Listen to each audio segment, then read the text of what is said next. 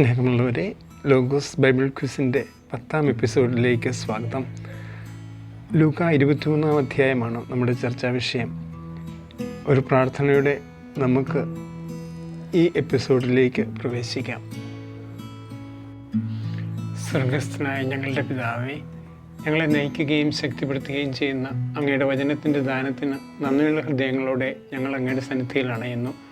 ഈ 23-ാം അധ്യായം പഠിക്കാൻ തയ്യാറെടുക്കുമ്പോൾ ഞങ്ങളുടെ രക്ഷയ്ക്ക് വേണ്ടി കുരിശു വഹിച്ച ഈശോയുടെ സഹനത്തെയും അതിരുകളില്ലാത്ത സ്നേഹത്തെയും കുറിച്ച് ആഴത്തിൽ ധ്യാനിക്കാൻ ഞങ്ങളെ സഹായിക്കണമേ.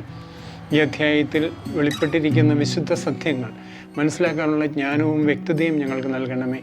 തന്നെ ക്രൂശിച്ചവരോട് ക്ഷമിച്ചതുപോലെ ക്ഷമിക്കാനും സ്നേഹിക്കാനും ക്രിസ്തുവിൻ്റെ കുരിശിൽ നിന്നുള്ള മാതൃക ഞങ്ങളെ പ്രചോദിപ്പിക്കട്ടെ. കർത്താവെ, ഞങ്ങളുടെ മനസ്സിനെ പ്രകാശിപ്പിക്കാനും ഞങ്ങളുടെ ഹൃദയം തുറക്കാനും അങ്ങയുടെ പരിശുദ്ധാത്മാവിനെ അയക്കണമേ. അതുവഴി ഈ തയ്യാറെടുപ്പ് അങ്ങുമായുള്ള പരിവർത്തനാത്മകമായ ഒരു കൂടിക്കാഴ്ചയായി മാറ്റണമേ. ഞങ്ങളുടെ ശ്രമങ്ങളിൽ എളിമയും ശ്രദ്ധയും ഉത്സാഹമുള്ളവരായി തുടരാൻ ഞങ്ങളെ സഹായിക്കണമേ. ബൈബിൾ ക്വിസ് തയ്യാറെടുപ്പിൽ വ്യാപൃതരായിരിക്കുന്ന എല്ലാവരെയും അനുഗ്രഹിക്കണമേ. ആമേൻ. ലൂക്ക 23 ഒരു ആമുഖം. ഈ അധ്യായം യേശുവിൻ്റെ വിചാരണയും പീഡാനുഭവവും കുരിശുമരണവും ശവസംസ്കാരവും വിവരിക്കുന്നു. അവൻ്റെ ക്ഷമയും അനുകമ്പയും ത്യാഗവും ഉയർത്തിക്കാട്ടുന്നു. പീലാത്തോസുമായുള്ള അവിടുത്തെ ആശയവിനിമയം, കുരിശു ചുമക്കുന്ന ശിമയോൻ, അവനെക്കുറിച്ച് വിലപിക്കുന്ന സ്ത്രീകൾ, അനുതപിച്ച കള്ളനോടുള്ള വാഗ്ദാനം, അരിമത്യായിലെ ജോസഫ് നടത്തുന്ന ശവസംസ്കാരം എന്നിവ പ്രധാന നിമിഷങ്ങളിൽ ഉൾപ്പെടുന്നു. ദൈവത്തിൻ്റെ കരുണയും രക്ഷയുടെ പൂർത്തീകരണവും ശക്തമായി ചിത്രീകരിക്കപ്പെടുന്നു. Let's keep our hearts on fire for the Lord. ചോദ്യങ്ങളും ഉത്തരങ്ങളും. ചോദ്യം 1. ലൂക്ക 23:1 അനുസരിച്ച് പുരോഹിത പ്രമുഖന്മാരും നിയമജ്ഞരും ഉൾപ്പെടുന്ന ജനപ്രമാണികളുടെ സംഘം യേശുവിനെ കൊണ്ടുപോയത് എങ്ങോട്ട്? അതാണ് ആദ്യത്തെ ചോദ്യം. എങ്ങോട്ടാണ് യേശുവിനെ കൊണ്ടുപോയത്? അതിൻ്റെ ഉത്തരം പീലാത്തോസിൻ്റെ മുമ്പിലേക്കാണ് യേശുവിനെ കൊണ്ടുപോയത്. അതാണ് ഒന്നാമത്തെ ചോദ്യം. ഉത്തരം. 2. ലൂക്ക 23 ജനക്കൂട്ടം, പീലാത്തോസ് എന്നിവർ ഒഴികെ യേശുവിനെ ഈ മനുഷ്യൻ എന്ന് വിശേഷിപ്പിച്ചത് ആര്? യേശുവിനെ ഈ മനുഷ്യൻ എന്ന് വിശേഷിപ്പിച്ചത് ഈ ജനക്കൂട്ടം അല്ലെങ്കിൽ പീലാത്തോസ് ഇവരെ ഒഴികെ ആരാണ്? ഉത്തരം ശതാധിപനാണ് അങ്ങനെ വിശേഷിപ്പിച്ചത്. അതാണ് രണ്ടാമത്തെ ചോദ്യത്തിൻ്റെ ഉത്തരം. ലൂക്ക 23:47. മൂന്നാമത്തെ ചോദ്യം, പീലാത്തോസ് യേശുവിനോട് ചോദിച്ച ചോദ്യം എന്ത്? പീലാത്തോസ് യേശുവിനോട് ചോദിച്ച ചോദ്യം എന്ത് എന്നാണ് മൂന്നാമത്തെ ചോദ്യം.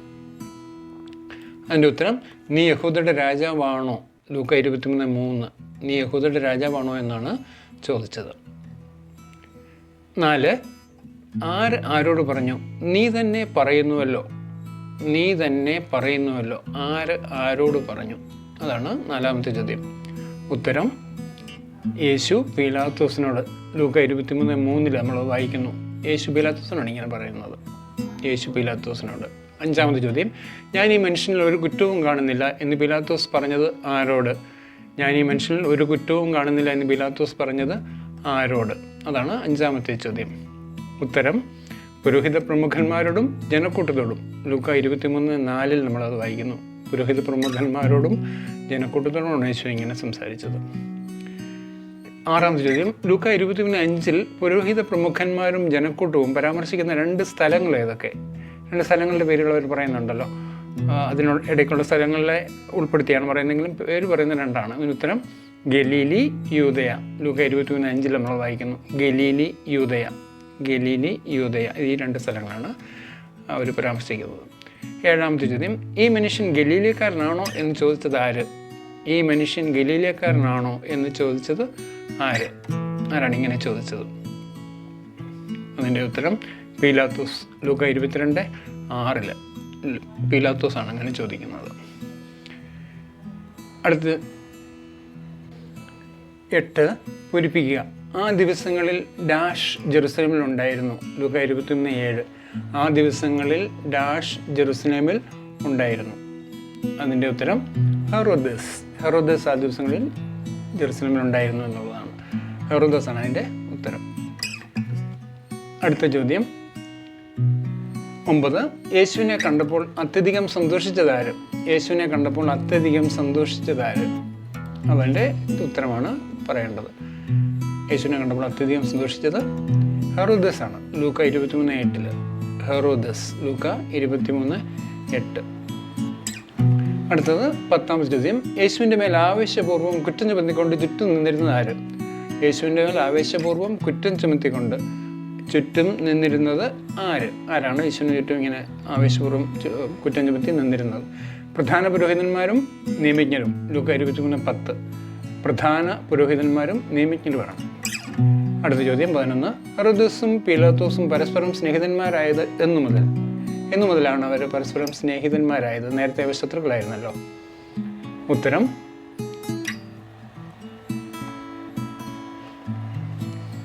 ഹെറോദസ് യേശുവിനെ പീലാത്തോസിൻ്റെ അടുത്തേക്ക് തിരിച്ചയച്ച അന്ന് മുതൽ. ലൂക്ക 23:12. ഹെറോദസ് യേശുവിനെ പീലാത്തോസിൻ്റെ അടുത്തേക്ക് തിരിച്ചയച്ചല്ലോ, അന്ന് മുതലാണ് അവർ ഫ്രണ്ട്സ് ആയത്. 12ാമത്തെ ചോദ്യം. മരണശിക്ഷ അർഹിക്കുന്ന ഒരു കുറ്റവും യേശു ചെയ്തിട്ടില്ലാത്തതിനാൽ പീലാത്തോസ് യേശുവിനെ എന്ത് ചെയ്യുമെന്നാണ് ലൂക്ക 23:16 പറയുന്നത്?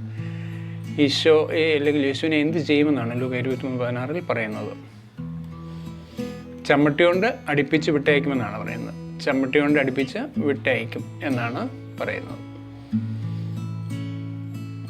അടുത്ത ചോദ്യം 13. യേശുവിനെ ചമ്മട്ടി കൊണ്ട് അടിപ്പിച്ച് വിട്ടയക്കുമെന്ന് പീലാത്തോസ് പറഞ്ഞപ്പോൾ ജനക്കൂട്ടം ഏകസ്വരത്തിൽ ആക്രോശിച്ചത് എന്ത്? ജനക്കൂട്ടം എന്താണ് ഏകസ്വരത്തിൽ ആക്രോശിച്ചത് യേശുവിനെ ചമ്മട്ടി അടിപ്പിച്ച് വിട്ടയക്കുമെന്ന് പറഞ്ഞപ്പോൾ? അതിൻ്റെ ഉത്തരം ഇവനെ കൊണ്ടുപോവുക, ബറാബാസിനെ ഞങ്ങൾക്ക് വിട്ടുതരിക എന്ന്. ലൂക്ക 23:17-18. ഇവനെ കൊണ്ടുപോവുക, ബറാബാസിനെ ഞങ്ങൾക്ക് വിട്ടുതരിക എന്നാണ് ജനക്കൂട്ടം പറഞ്ഞത്. 14ാമത്തെ ചോദ്യം. പീലാത്തോസ് 3ാം പ്രാവശ്യവും ജനക്കൂട്ടത്തോട് ചോദിച്ചത് എന്ത്? പീലാത്തോസ് 3ാം പ്രാവശ്യവും ജനക്കൂട്ടത്തോട് ചോദിച്ചത് എന്ത്? അതാണ് 14ാമത്തെ ചോദ്യം. അതിൻ്റെ ഉത്തരം അവൻ അല്ലെങ്കിൽ യേശു എന്ത് തിന്മ പ്രവർത്തിച്ചു? അവൻ എന്ത് തിന്മ പ്രവർത്തിച്ചു എന്നാണ് ചോദിക്കുന്നത്. ഈ 3ാം പ്രാവശ്യമാണ് ഇങ്ങനെ ചോദിക്കുന്നത്. ലൂക്ക 22 നമ്മളത് കാണുന്നു. 15. യേശുവിൻ്റെ കുരിശ് ചുമക്കുവാൻ നിർബന്ധിക്കപ്പെട്ട ശിമയോൻ ഏത് നാട്ടുകാരനായിരുന്നു? യേശുവിൻ്റെ കുരിശ് ചുമക്കുവാൻ നിർബന്ധിക്കപ്പെട്ട ശിമയോൻ ഏത് നാട്ടുകാരനായിരുന്നു? കിരേനക്കാരൻ ആയിരുന്നു അദ്ദേഹം. ലൂക്ക 23:26. ലൂക്ക 23:26. അടുത്ത ചോദ്യം. യേശുവിൻ്റെ പിന്നാലെ പോയിരുന്ന സ്ത്രീകളുടെ സമൂഹം എന്ത് ചെയ്തിരുന്നു എന്നാണ് ലൂക്ക 23:27 പറയുന്നത്? യേശുവിൻ്റെ പിന്നാലെ പോയിരുന്ന സ്ത്രീകളുടെ സമൂഹം എന്ത് ചെയ്തിരുന്നു എന്നാണ് ലൂക്ക 23:27 പറയുന്നത്? ഉത്തരം കരയുകയും മുറവിളി കൂട്ടുകയും ചെയ്തിരുന്നു ആ സ്ത്രീ ജനങ്ങളുടെ സംഘം. 17. അന്ന് അവർ പർവ്വതങ്ങളോട് ഞങ്ങളുടെ മേൽ വീഴുക എന്നും കുന്നുകളോട് ഞങ്ങളെ മൂടിക്കളയുക എന്നും പറയാൻ തുടങ്ങും. ലൂക്ക 23:30. സമാനമായ പഴയ നിയമ ഗ്രന്ഥഭാഗം ഏത്? ഇതിന് സമാനമായ പഴയ നിയമ ഗ്രന്ഥഭാഗം. അതിൻ്റെ ഉത്തരം ഹോസിയ 10:8. ഹോസിയ 10:8 നമ്മളത് കാണുന്നത്. ഹോസിയ 10:8. അടുത്ത ചോദ്യം 18. യേശുവിനെ കുരിശിൽ തറച്ച സ്ഥലം എന്ത് എന്നാണ് വിളിക്കപ്പെടുന്നത്? യേശുവിനെ കുരിശിൽ തറച്ച സ്ഥലം എന്ത് എന്നാണ് വിളിക്കപ്പെടുന്നത്? അതാണ് 18ാമത്തെ ചോദ്യം. ഉത്തരം തലയോട് എന്നാണ് വിളിക്കപ്പെടുന്നത്. ലൂക്ക 23:33. തലയോട്. അടുത്ത ചോദ്യം 19. പടയാളികളോട് ചേർന്ന് യേശുവിനോട് നിന്ദ്യമായി പെരുമാറുകയും അവനെ അധിക്ഷേപിക്കുകയും ചെയ്തത് ആര്? പടയാളികളോട് ചേർന്ന് യേശുവിനോട് നിന്ദ്യമായി പെരുമാറി അവനെ അധിക്ഷേപിക്കുകയും ചെയ്തത് ആര്? അതിൻ്റെ ഉത്തരം ഹെറോദസ്. ലൂക്ക 23:11. ഹെറോദസാണ് അങ്ങനെ ചെയ്തത്. ലൂക്ക 23:11. അടുത്ത ചോദ്യം 20. ഏത് മണിക്കൂർ വരെ ഭൂമി മുഴുവൻ അന്ധകാരം വ്യാപിച്ചു എന്നാണ് ലൂക്ക 23:44 പറയുന്നത്? ഏത് മണിക്കൂർ വരെ ഭൂമി മുഴുവൻ അന്ധകാരം വ്യാപിച്ചു എന്നാണ് ലൂക്ക 23:44 പറയുന്നത്?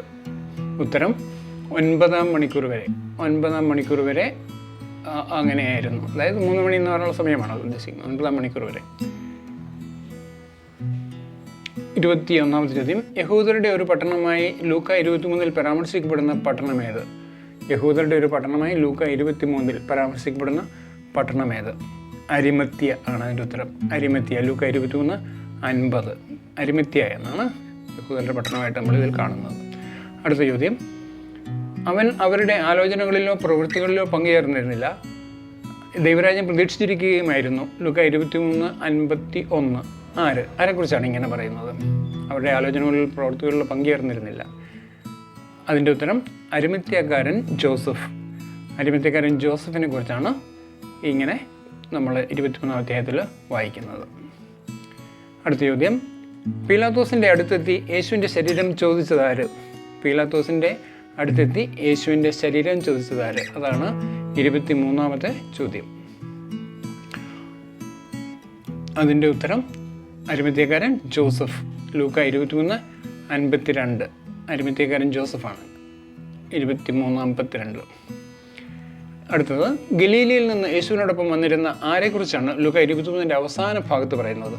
ഗലീലയിൽ നിന്ന് യേശുവിനോടൊപ്പം വന്നിരുന്ന ആരെക്കുറിച്ചാണ് ലൂക്ക 23-ന്റെ അവസാന ഭാഗത്ത് പറയുന്നത്? അതിൻ്റെ ഉത്തരം സ്ത്രീകളെക്കുറിച്ച്, ഈശോയോട് വന്ന സ്ത്രീകളെക്കുറിച്ച്. ലൂക്ക 23:55-56 നമ്മൾ വായിക്കുന്നു. സ്ത്രീകളെക്കുറിച്ചാണ് അങ്ങനെ പറയുന്നത്. 25-ാമത്തെ ചോദ്യം, യഹൂദരുടെ രാജാവ് എന്ന പദപ്രയോഗം ലൂക്ക 23-ൽ എത്ര പ്രാവശ്യം കാണുന്നു? യഹൂദരുടെ രാജാവ് എന്ന പദപ്രയോഗം ലൂക്ക 23-ൽ എത്ര പ്രാവശ്യം കാണുന്നു? അതിൻ്റെ ഉത്തരം 3 പ്രാവശ്യം. ലൂക്ക 23, 3, 37, 38 ഈ 3 വാക്യങ്ങളിലാണ് നമ്മൾ കാണുന്നത്. 3 പ്രാവശ്യമാണ് നമ്മൾ കാണുന്നത്. അടുത്ത ചോദ്യം, പിതാവേ അങ്ങയുടെ കരങ്ങളിൽ എൻ്റെ ആത്മാവിനെ ഞാൻ സമർപ്പിക്കുന്നു. ലൂക്ക 23:46. സമാനമായ വാക്യം പഴയ നിയമത്തിൽ എവിടെ കാണുന്നു? ഇതിന് സമാനമായ വാക്യം പഴയ നിയമത്തിൽ എവിടെ കാണുന്നു? അതാണ് ചോദ്യം. ഉത്തരം സങ്കീർത്തനം 31:5 നമ്മൾ വായിക്കുന്നത്. സങ്കീർത്തനം 31:5. ഈശോ ഇതാണ് കോട്ട് ചെയ്യുന്നത്. സങ്കീർത്തനം 31:5. 27. സാബത്തിൽ അവർ നിയമാനുസൃതം വിശ്രമിച്ചു എന്ന് ലൂക്ക 23 പറയുന്നത് ആരെക്കുറിച്ചാണ്? സാബത്തിൽ അവർ നിയമാനുസൃതം വിശ്രമിച്ചു എന്ന് ലൂക്ക 23 പറയുന്നത് ആരെക്കുറിച്ചാണ്? അതൊരു പ്രധാനപ്പെട്ട ചോദ്യമാണ്. അവസാന ഭാഗത്ത് നമുക്ക് കാണാവുന്നത് ഗലീലയിൽ യേശുവിനോടൊപ്പം വന്നിരുന്ന സ്ത്രീകളെക്കുറിച്ചാണ്. ലൂക്ക 23:56. ഗലീലയിൽ നിന്ന് സ്ത്രീകളെക്കുറിച്ച്. 28-ാം ചോദ്യം, എന്തു കുറ്റത്തിനാണ് ബറാബാസ് കാരാഗൃഹത്തിൽ അടയ്ക്കപ്പെട്ടത്? എന്തു കുറ്റത്തിനാണ് ബറാബാസ് കാരാഗൃഹത്തിൽ അടയ്ക്കപ്പെട്ടത്? അതാണ് 28-ാമത്തെ ചോദ്യം. ഉത്തരം പട്ടണത്തിൽ നടന്ന കലാപത്തിനും കൊലപാതകത്തിനും. ലൂക്ക 23:19. പട്ടണത്തിൽ നടന്ന കലാപത്തിനും കൊലപാതകത്തിനുമാണ്. 29 പൂരിപ്പിക്കുക. എന്തെന്നാൽ വന്ധ്യകൾക്കും പ്രസവിക്കാത്ത ഉദരങ്ങൾക്കും പാലൂട്ടാത്ത മുലകൾക്കും എന്ന് പറയുന്ന ദിവസങ്ങൾ വരും. ലൂക്ക 23:29. അപ്പോൾ അവിടെ പൂരിപ്പിക്കാനുള്ള വാക്ക് പറയുക. ഭാഗ്യം എന്നാണ്. ഭാഗ്യം.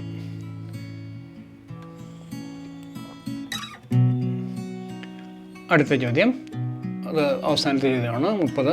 യേശു ജീവൻ വെടിയുന്നതിന് മുമ്പ് നിലവിളിച്ച് പറഞ്ഞത് എന്ത്? യേശു ജീവൻ വെടിയുന്നതിന് മുമ്പ് നിലവിളിച്ച് പറഞ്ഞത് എന്ത്? യേശുവിൻ്റെ അവസാനത്തെ വാക്കുകളാണത്.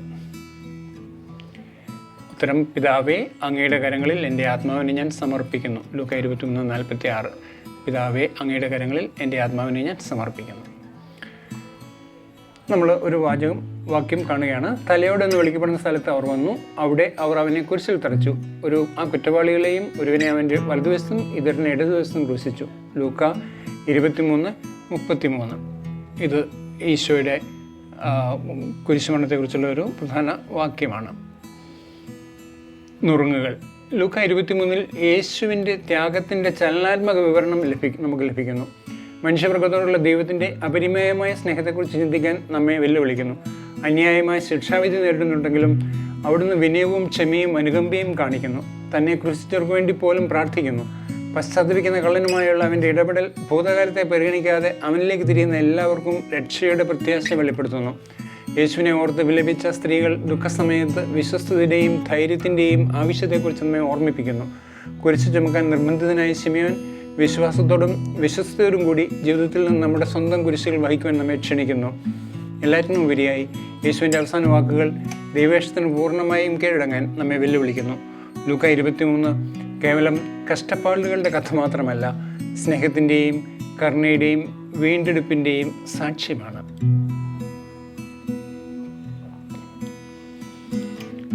Thank you for watching. May God's blessings keep us faithful and attentive to His word always. A special word of thanks to Mr. Josephine Biji for the background music. Till we meet in the next episode, it is goodbye from Joseph for JJ Logos 316. Kindly see that you share this video and do subscribe to the channel if you have not done so. Thank you once again.